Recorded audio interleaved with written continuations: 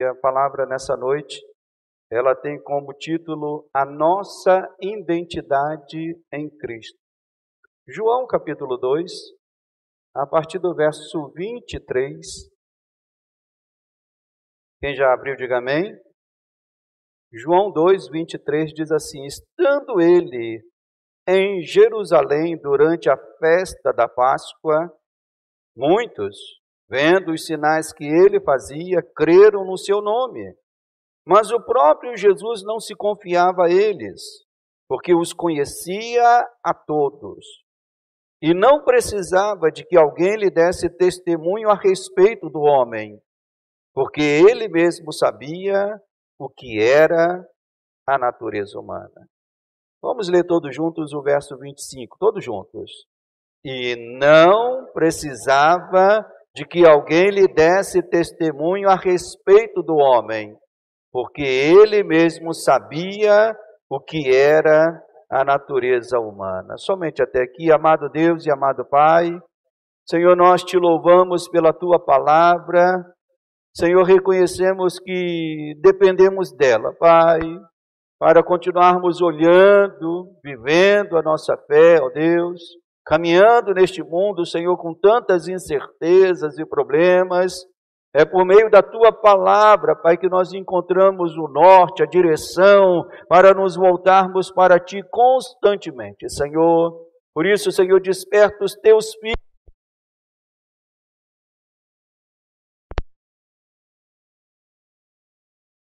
Pai, também abençoa aqueles, ó Deus, que ouvirão esta palavra depois, gravada, que também o teu Espírito toque nos corações deles, ó Pai.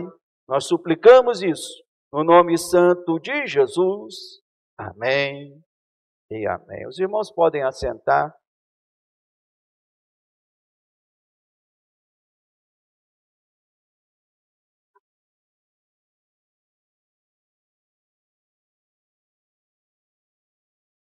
Numa viagem que eu fiz com Denise, uma dessas viagens para passear alguns anos atrás, eu recordo-me de ter acordado, às vezes a gente fica em hotéis, e às vezes o hotel tem uma facilidade de ter uma antessala, que me ajuda muito, porque quando eu acordo mais cedo para fazer o devocional, vou para a antessala e consigo ali fazer o meu devocional. Mas dessa viagem que nós fizemos, eu não me lembro se havia alguma antessala e eu queria fazer o meu devocional, mas não queria nela. A gente acorda em horários diferentes. Quem aqui é casal e acorda em horários diferentes, Então, a gente acorda em horários diferentes. Eu acordo no horário e ela acorda no outro, Mas eu queria acordar mais cedo para fazer o meu devocional e não querendo incomodá-la, eu fui para o carro, Era numa região fria, Então, se no quarto eu não podia fazer o devocional, fora do quarto também ficaria ruim de fazer o devocional. E eu entrei no carro para fazer o meu devocional. E não demorou muito, naquele dia foi uma cena até muito, aquelas cenas que a gente vê assim e aprende com aquilo me trouxe uma lição. Não demorou muito e eu estava lá sentado no banco do motorista, orando, fazendo o meu devocional, e de repente eu vejo um pássaro chegando no meu retrovisor do carro, Ele chega no retrovisor do carro, ele pousa ali, e se eu não me engano era um tico-tico, para quem conhece de passarinho sabe, Eu também conheço um pouco de passarinho, era um tico-tico. Ele se aproximou do retrovisor lateral e ele ficou brigando consigo mesmo na imagem refletida do retrovisor, E eu fiquei espantado com aquilo, Ele estava ali, ele ia no retrovisor, ele brigava, daqui a pouco voltava e brigava. Aquilo me trouxe uma lição. Ele não sabia que aquela imagem refletida era ele mesmo. Nós podemos dizer, irmãos, que a humanidade, desde o momento em que abraçou o pecado, tem sofrido de um mal que podemos chamar do seguinte nome: uma crise de identidade. O homem não sabe mais quem ele é, não sabe qual o propósito pelo qual foi criado, e até mesmo porque foi colocado neste mundo. Na busca de sentido, as teorias são diversas.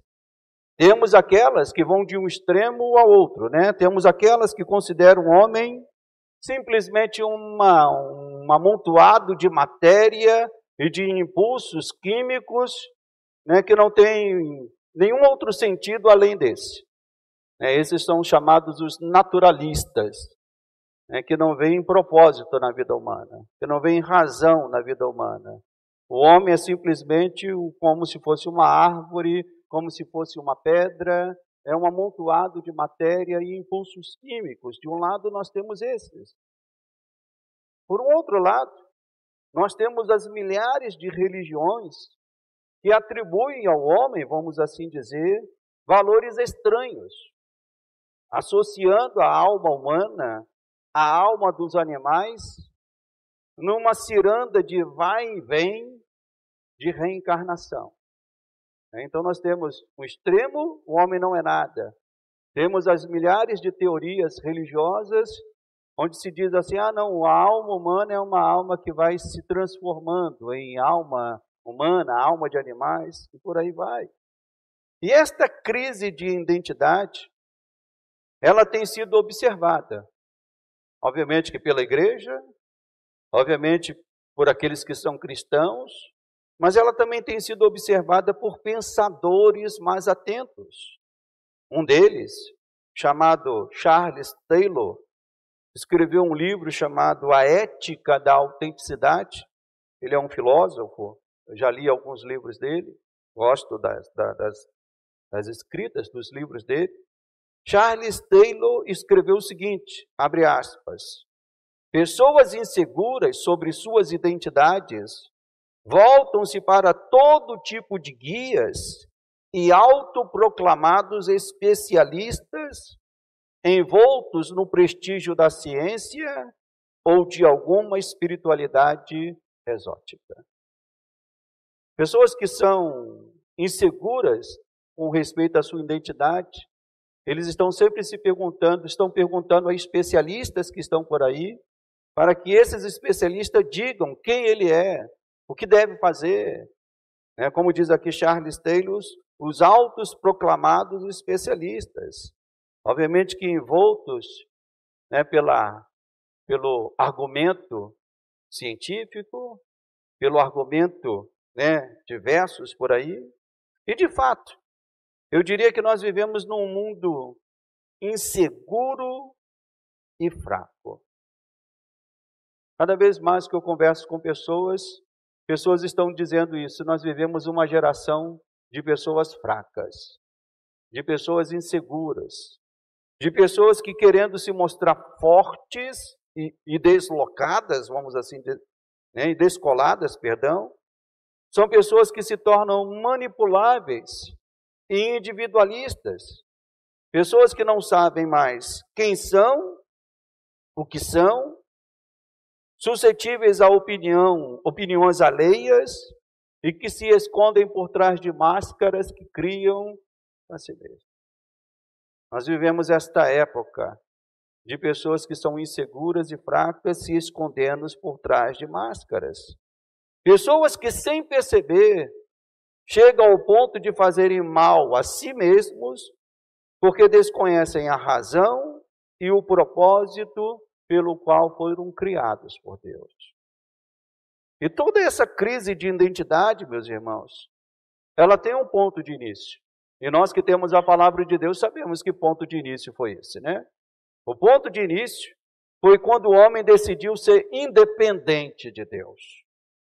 Ouvindo a sugestão do inimigo de que poderiam ser senhores dos seus próprios destinos, o homem e a mulher ouviu a sugestão de Satanás e decidiram se rebelar contra Deus, dizendo assim: vamos fazer o que queremos fazer, sem ter que prestar obediência e submissão a ninguém.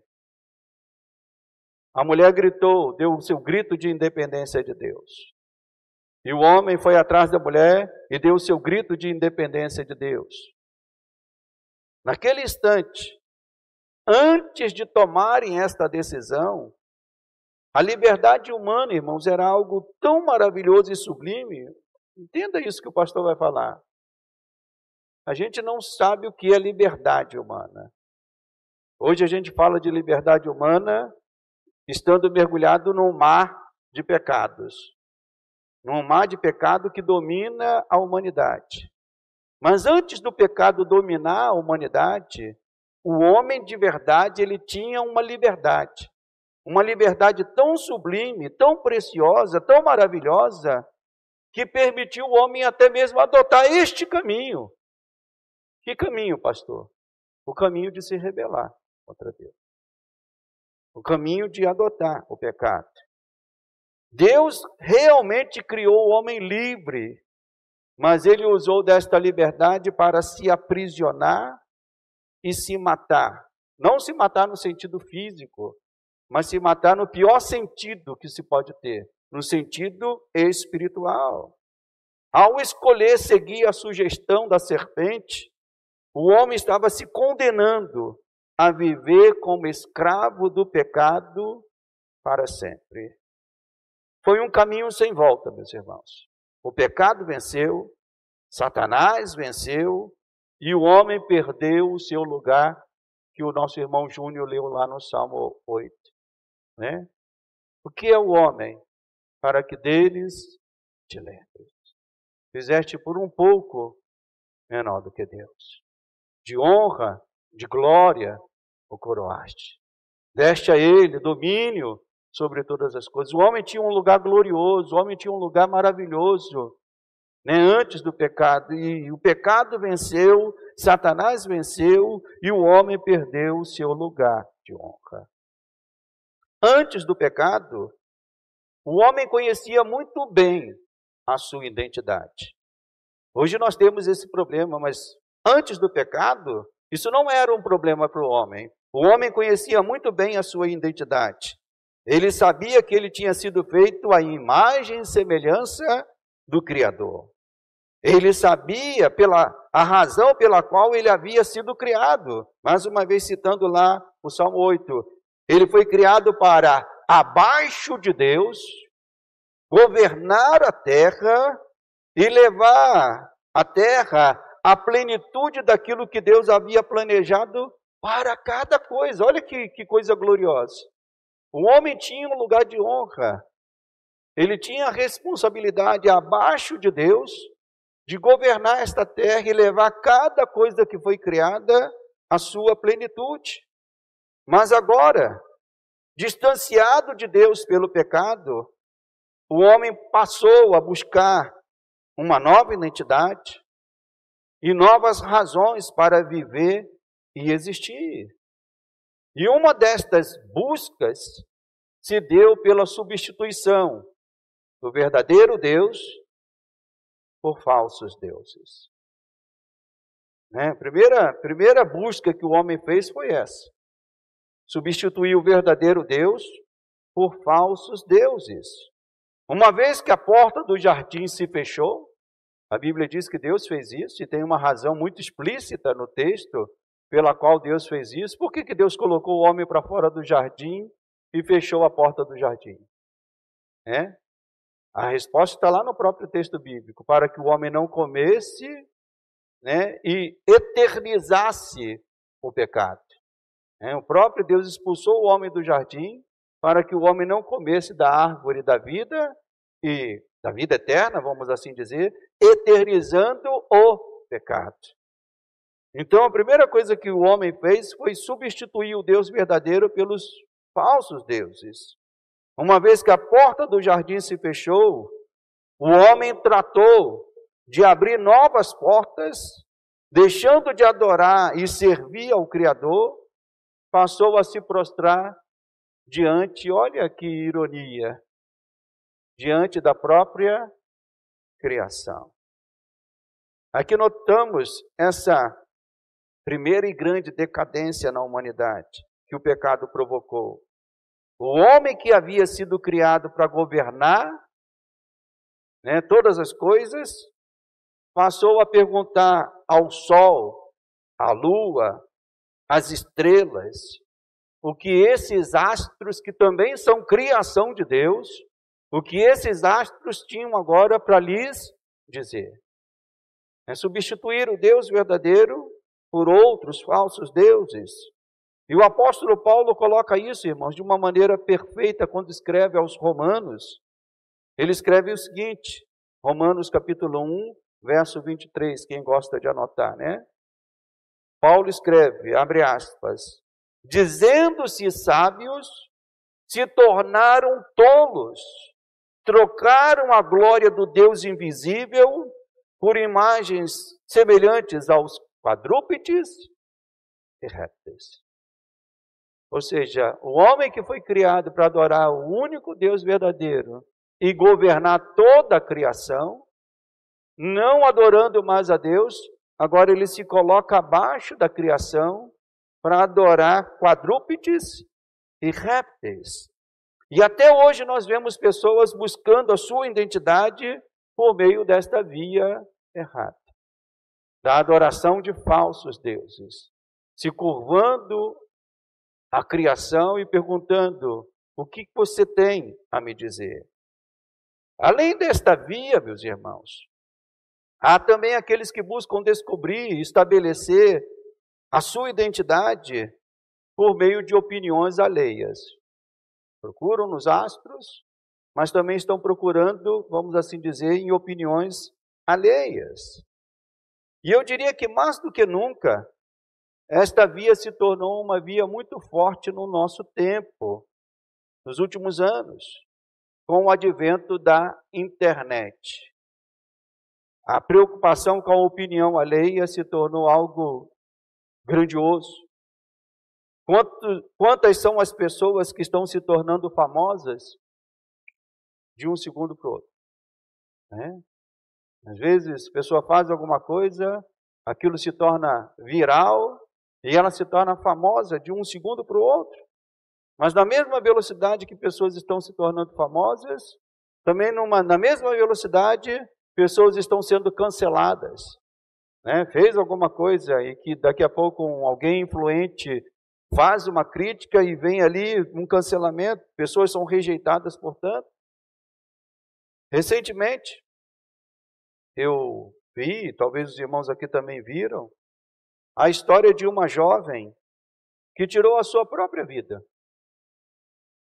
Tirou a sua própria vida. Ela forjou uma história na internet, né, uma história de romance. Ela forjou uma história. Muitos fofoqueiros se interessaram por aquela história, né? Então ela rapidamente ganhou notoriedade. Muitas pessoas foram querendo conhecer quem era aquela menina desconhecida, passaram a seguir. Então ela de uma hora para outra ganhou milhares de seguidores. Mas quando ela percebeu que a sua face estava prestes a ser descoberta, a menina, não suportando o peso que isso lhe traria, ou seja, ela se tornou famosa de uma hora para outra, agora se tornaria rejeitada de uma hora para outra. Não suportando o peso que isso lhe traria, ela tirou a sua própria vida. E essa história, meus irmãos, parece nova, mas na página da Bíblia também há uma história semelhante. Quem já leu a história de Aitofel? Quem conhece Aitofel? Né? Um personagem bíblico. Conselheiro do rei, conselheiro de Davi, um bom conselheiro. Mas que em certo momento, havia sido conselheiro de Davi, mas quando Absalão usurpou o trono, ele continuou na função de um conselheiro real, mas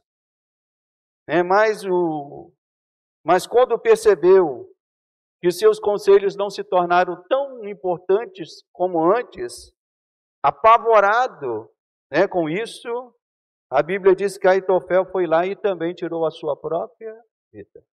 Isso está lá em 2 Samuel 17, 23. Ele, apavorado com essa perda de autoridade, de notoriedade, ele tirou a sua própria vida. Eu digo aos irmãos e irmãs que estão aqui nesta noite, a sua identidade não está no número de seguidores que você possa ter na internet. A sua identidade não está na opinião de pessoas alheias que possam dizer coisas a seu respeito.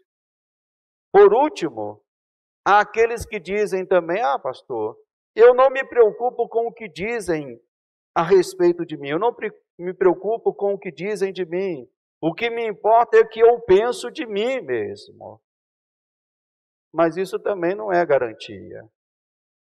Nós devemos ter cuidado, porque nem mesmo as nossas opiniões de nós mesmos são perfeitas. É ou não é, meus irmãos? Nem mesmo as nossas opiniões de nós mesmos são perfeitas. Quantas são as pessoas que pensam de si mais do que deveriam pensar? Eu me lembro uma época que eu gerenciei um grupo de trabalho na empresa que eu trabalhava, era coordenador desse grupo, e eu tinha uma função de, no final do ano, fazer uma avaliação dos funcionários, daqueles que estavam sob a minha liderança. E essa avaliação era muito problemática, porque eles próprios faziam uma autoavaliação deles, eu fazia uma avaliação minha deles, e depois eu tinha que bater junto com eles essa avaliação. E não dava certo. Não dava certo porque aquela pessoa que fazia autoavaliação de si mesma, ela chegava dizendo assim: eu sou boa nisso, eu sou boa naquilo, faço isso, faço aquilo. E muitas vezes a minha percepção era que havia algum problema ali que precisava ser corrigido. Então nem sempre as nossas avaliações de nós mesmos são perfeitas. Muitos caem naquilo que nós podemos chamar de a síndrome de Narciso. Quem já ouviu falar da história de Narciso? É daí que vem o termo narcisismo, narcisista, né? Narciso foi aquele que amou tanto a si mesmo, que quando viu a sua imagem refletida no espelho d'água de um lago, conta-se a história que ele se apaixonou por ele mesmo, de uma forma tão intensa, que ele mergulhou naquele lago e morreu afogado. Então nós precisamos ter uma dimensão exata do que nós somos. Então nem mesmo a nossa opinião de nós mesmos pode ser a base final para se criar a nossa identidade. Também há o inverso, meus irmãos. Quantas são as pessoas que vão para o lado oposto? Tem aqueles que se valorizam demais, mas também aqueles que vão para o lado oposto. Tem uma imagem tão ruim de si mesmo que mergulham em laços de depressão, de isolamento. Nós vemos aí notícias todos os dias, milhares de pessoas ao redor do mundo que estão fazendo o quê, meus irmãos? Tirando a sua própria vida. Então a pergunta permanece: onde podemos descobrir a nossa identidade? Quem de fato pode dizer quem somos e qual é a razão de estarmos aqui neste mundo? Eu digo que as respostas para estas perguntas só podem ser encontradas na Bíblia. Quem nós somos? Qual é a nossa identidade verdadeira? E o próprio texto base nos fala sobre isso. Jesus não precisava que ninguém falasse para ele o que era o homem. Pois diz o texto aqui no verso 25, ele não precisava de que alguém lhe desse testemunho a respeito do homem. Por quê, meus irmãos? Porque ele mesmo sabia o que era a natureza humana. E ele sabia o que era a natureza humana, eu digo, antes do pecado e depois do pecado. Eu só conheço o que é a natureza humana depois do pecado. Todos nós que estamos aqui só conhecemos a natureza humana, o que é depois do pecado. Só teve 2 homens que pisou nessa terra que conheceram a natureza humana antes e depois do pecado. Quem foram os 2 homens? Adão foi o primeiro e o segundo foi Cristo Jesus.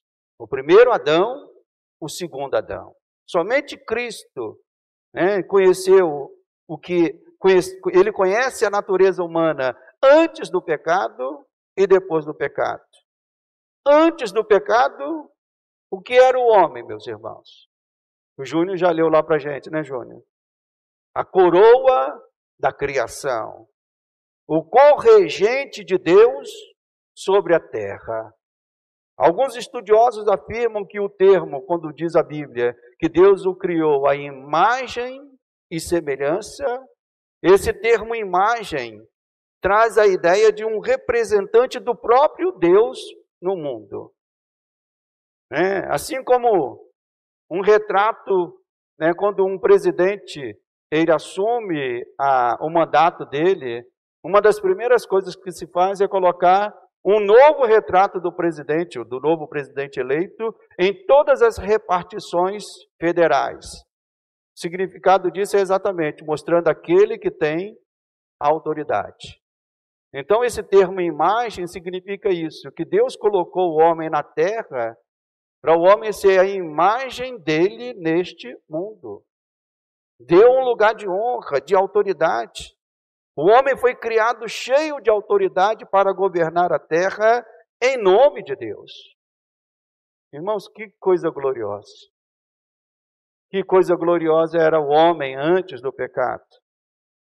No entanto, o pecado mudou tudo.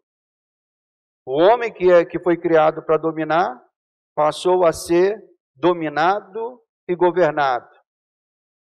Dominado e governado pela criação, dominado e governado pelos seus próprios impulsos, dominado e governado pelo príncipe deste mundo. O homem perdeu o seu lugar de glória, de honra, de autoridade. Deus poderia cruzar os braços e dizer, tá bem, eles escolheram isso, que morram nos seus próprios pecados. Eles escolheram esse caminho, então essa será a identidade deles daqui para frente, não haverá mais solução. Mas a beleza do Evangelho, meus irmãos, nos revela que Deus quis restaurar em nós a identidade original que havia sido destruída pelo pecado. Então, Ele mesmo, próprio Deus, na figura do seu Filho Cristo Jesus, o que Ele faz? Ele se despe de sua glória, Ele veste vestes humanas. Ele se tornou homem como nós. Ele despiu de sua glória, não é isso que o apóstolo Paulo diz? Despiu de sua glória, e se tornou homem como nós. Se despiu de sua glória e assumiu a forma humana e veio habitar entre nós. Por que ele fez isso? Por que ele tomou essa atitude, meus irmãos? Cristo fez isso com um objetivo: nos levar de volta ao Pai. Nos fazer viver a plenitude da nossa comunhão perdida no Éden. Nos fazer filhos de Deus novamente. Então a minha pergunta aos irmãos e amigos que estão aqui nesta noite é: onde você tem buscado definir a sua identidade? Onde você tem buscado? Muitos aqui já fizeram um percurso de tentar definir a sua identidade servindo aos deuses. Antes de chegarem aqui na igreja, antes de renderem a sua vida a Cristo, já serviram alguns deuses por aí. Quem já fez esse percurso aí na sua vida? Servido a alguns deuses por aí, né? Na época da ignorância, buscando uma identidade, buscando se conhecer a si mesmo, fizeram esse percurso servindo aos deuses. Outros caíram na armadilha de buscarem afirmação no juízo daquilo que outros falavam a respeito dele. E outros confiaram demais nas suas próprias opiniões, quando estas também estavam marcadas e dirigidas pelo pecado. Mas quando nós olhamos a palavra de Deus, irmãos, A beleza do Evangelho é dupla. Por quê, pastor, que a beleza do Evangelho é dupla? Pois o Evangelho nos mostra quem nós somos. O Evangelho nos mostra o que o pecado fez conosco. O pecado nos tornou miseráveis. O pecado nos tornou, vamos assim dizer, pessoas condenadas. O pecado fez brotar em nós tudo aquilo que é de horrendo, terrível nos nossos corações. Então o pecado nos marcou de tal forma, irmãos, e o Evangelho nos mostra isso, que sem Cristo o homem está condenado eternamente no seu pecado. E condenado de uma forma irremediável. O próprio homem não pode solucionar isso. E alguém pode dizer assim, então, pastor, esse é o único lado que o Evangelho nos mostra? Eu disse que não. Eu disse que o Evangelho tem uma mensagem dupla. Ele mostra a nossa miséria, mas ele mostra que Cristo veio assumir essa miséria por nós. Ele assumiu o nosso lugar, ele assumiu o nosso pecado. Ao mesmo tempo, nos mostra que Deus foi capaz de nos amar de tal maneira e enviar o seu Filho para nos salvar. Você pode dar um glória a Deus por isso? Dizendo assim, Senhor, obrigado, meu Pai. Eu era um miserável, mas o Senhor assumiu a minha miséria. Então, quem sabe, você possa estar aí, tal como aquele pássaro que eu falei lá no início da pregação, olhando para si mesmo e dizendo, eu não sei mais quem sou eu não sei mais o que me tornei. Mas saiba de uma coisa, Deus é poderoso para restaurar em nós. E quero dizer mais, não somente em nós, mas naquele que nós amamos e não estão aqui nesta noite. Eu tenho conversado com pessoas aqui da igreja, mães, especialmente mães, que têm filhos que trazem muitos problemas, filhos até mesmo adultos, que trazem dores terríveis para essas mães. Mas eu quero dizer, tanto para os irmãos, mas para que você também pense naqueles que não estão aqui, mas que você ama. Deus é poderoso para restaurar essas vidas. Deus é poderoso para restaurar qualquer um de nós, restaurar a identidade maravilhosa que Ele projetou para nós, quando nos criou e que está disponível para todos. Para todos quem, pastor? Para todos aqueles que se aproximam de Jesus. Então, quem aqui está nesta noite que já teve a sua identidade mudada ao entregar a sua vida para Jesus? Quem teve a sua identidade mudada? Era uma pessoa insegura, dominada por tantos medos, sentimentos ruins, mas agora é um novo homem, uma nova mulher. Eu estava me lembrando da história de um irmão em Cristo muito querido nosso, né? Denise conhece ele, já faleceu na época da Covid. O irmão Antônio, o nome dele. Pai, né, tem um filho lá na igreja do Lote 15. E a história dele era muito bonita, porque ele dava o testemunho dele dizendo, pastor, eu fui um homem que viveu na sarjeta. Os irmãos sabem o que é sarjeta, né? É aquela pessoa que bebe tanto, que não consegue nem chegar em casa. Né? E cai pela rua, cai, né, embriagado. E ele entregou a sua vida a Jesus. E de vez em quando eu gostava de ouvir o testemunho dele e até mandava ele contar o testemunho na igreja. Né? Porque aquele testemunho nos animava de poder ver o que Deus pode fazer na vida de uma pessoa, irmãos. A identidade dele antes era conhecida como o Antônio Beberran, o Antônio da Sarjeta. E ele era motorista de ônibus e ele ganhou muita alma para Jesus dirigindo aquele ônibus, só contando o testemunho dele. Então, quem sabe, muitos de nós que estamos aqui vivemos em alguma situação dessa e temos a nossa vida transformada. Então, eu quero convidar a todos os irmãos que realmente têm essa alegria e essa gratidão a Deus por isso, de você ter tido a sua vida transformada por Jesus. Você que teve a sua vida realmente transformada por Jesus. Quem sabe, você pode vir aqui à frente, nós vamos orar daqui a pouco, e você vai contar um pouquinho daquilo que Deus fez na sua vida. Vamos nos colocar de pé. Vou pedir o Júnior para estar ali, Júnior, tocando aquele louvor que eu falei para ti. Mas eu queria ter aqui uns 5 minutos, talvez um pouco mais, de irmãos que possam chegar e dizer: pastor, eu tive a minha vida transformada. Se fosse na igreja antiga, eu já sabia até quem chamar e dizer: vem cá, conta você. Mas quem teve a sua vida transformada aí pode vir aqui à frente e contar aqui rapidamente, dizendo: pastor, eu quero dar aqui meu testemunho em breves palavras. Vem aqui à frente para nos contar. Dizer das bênçãos que Deus fez na sua vida, mas eu também quero chamar um outro grupo de irmãos também. Irmãos que talvez você possa dizer: a minha vida já foi transformada, pastor.